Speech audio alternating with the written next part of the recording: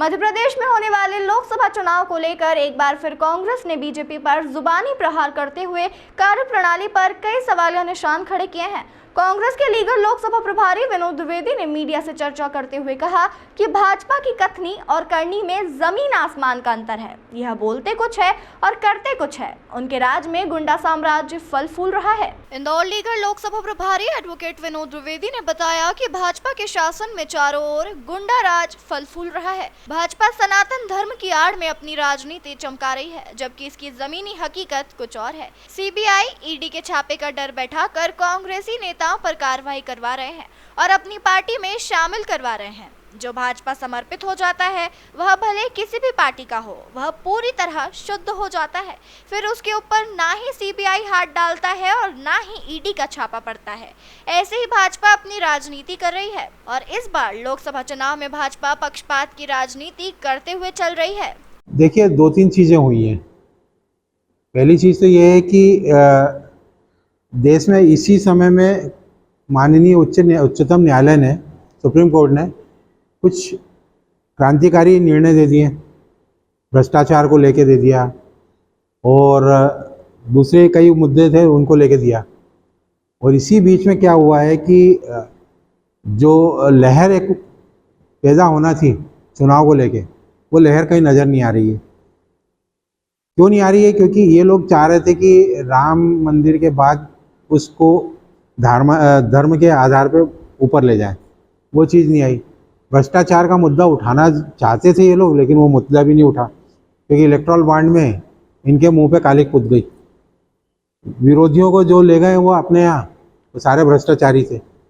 वो चीज़ें नहीं आई। यहाँ पे हुआ ये है कि जो युवा हैं पूरे देश में, लगभग 21 करोड़ 58 लाख हैं, और वो युवा 2014 में जब 18 साल के हुए थे, तब उनकी जो रोजगार का मुद्दा उठाया था इन्होंने कि 2 करोड़ रोजगार हम हर साल देंगे, उससे आकर्षित होकर इन लोगों ने सरकार, मोदी सरकार बनाई थी। उसके बाद उन्हीं को एक बार और आशा जुमला फेंक के फिर लिया। 15 लाख का एक जुमला फेंक दिया था, फिर ये दिया। फिर उसके बाद पुलवामा में लेके युवाओं को भड़काया कि आप राष्ट्रीय हित में हमें एक बार और मौका दे दिया। अब वो युवा जो 2014 में 18, 19, 20 साल का रहा होगा, वो युवा आज ओवर एज हो गया है, नौकरियां हैं नहीं, और जब बीच में किसी ने बोला तो बोलते हैं आप पकौड़ा तलो। तो युवा जिसको उसके माता पिता ने लोन देकर, कर्जा लेकर पढ़ाया लिखाया, वो क्या पकौड़ा तलेगा? तो वो युवा आज नाराज है, डिप्रेशन में है और अपने आप को ठगा हुआ महसूस कर रहा है। इस कारण जो युवा, आप देख रहे होंगे 2014 में यही युवा खूब शोरगुल मचा रहा था, है ना। युवाओं की भूमिका रहती है चुनाव में। आज वो युवा शांत बैठा है। शांत क्यों बैठा है? क्योंकि वो ये देख रहा है कि 2014, 2019 में जो उसने पाप किया है उसका प्रायश्चित इस बार करना चाहता है। और प्रायश्चित अगर आप देखेंगे, कोई पूजा पाठ हो, हवन हो, तो प्रायश्चित कैसे होता है? वो शांति के साथ होता है। इसलिए इस बार आपको युवाओं में या किसी प्रकार की जनता में कोई लहर या कोई सुख बुगाहट नहीं चल रही है। अभी हाल ही में देखा गया है हाँ, कि आपके प्रदेश अध्यक्ष जीतू पटवारी जी भी पकौड़े तलते नजर आए। तो क्या करें, मजबूरी है। अब उनको, वो मंत्री थे, उनको जनता ने बुलावे में आके हरा दिया लाडली लक्ष्मी बहन योजना में।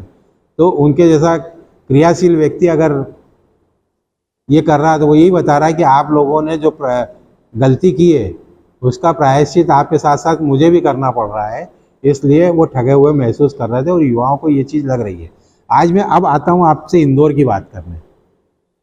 इंदौर पे हम लोग, मैंने अक्षय जी से भी बात की है, हमारे बहुत अच्छे युवा उम्मीदवार दिए गए हैं कांग्रेस से, कि इंदौर में 6,60,000 युवा हैं और बेरोजगारी की स्थिति आप सबको मालूम है।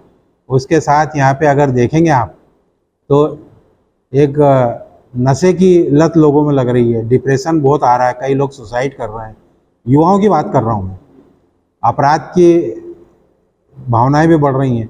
वो क्यों हो रहा है? क्योंकि उनके साथ जो छल हुआ है, आज वो खाली हाथ है तो खाली हाथ, कहते हैं ना खाली बैठा क्या तो शैतान का घर होता है, तो उसको भी ये चीज़ें आ रही हैं। और अभी एक रिपोर्ट और आई थी, आप लोगों ने देखी होगी कि इलेक्ट्रॉल बॉन्ड में जो ऑनलाइन गैम्बलिंग वाला मामला है, जो PIL मेरी लगी हुई थी, उसने सिद्ध कर दिया कि ये लोग क्या कर रहे हैं।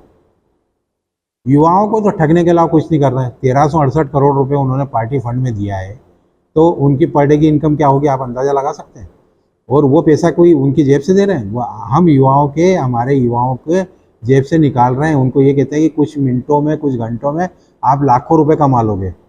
आप 2 रुपये लगाओ, 5 रुपये लगाओ, 50 रुपये लगाओ, आपको लाखों मिलेंगे। उस भ्रम में वो बेचारे ठगे जा रहे हैं।